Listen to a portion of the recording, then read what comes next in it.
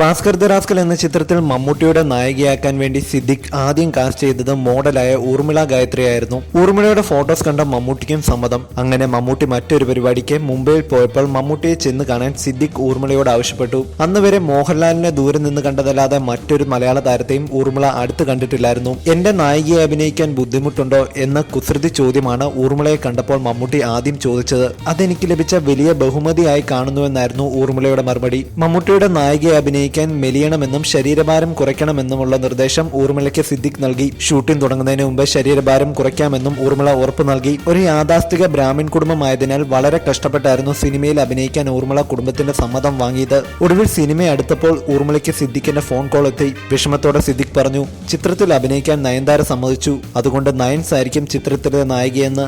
നയൻസ് നായികയാകുമ്പോൾ ചിത്രത്തിന് കിട്ടുന്ന വാണിജ്യമൂലം നടിയെ പറഞ്ഞു ബോധിപ്പിക്കാൻ സിദ്ദിഖ് ശ്രമിച്ചു. ഒടുവിൽ ഊർമിള ചിത്രത്തിൽ നിന്നും പിന്മാറി. എങ്കിലും സിനിമയ്ക്ക് ആശംസകൾ നേർന്ന് മമ്മൂട്ടിക്ക് ഊർമിള മെസ്സേജ് അയച്ചു. ഊർമിളയെ ആശ്വസിപ്പിക്കാൻ സിനിമയിൽ ഇതൊക്കെ സാധാരണമാണെന്നും മറ്റൊരവസരത്തിൽ കുട്ടിയെ തീർച്ചയായും പരിഗണിക്കുമെന്നുമായിരുന്നു മമ്മൂട്ടിയുടെ മറുപടി.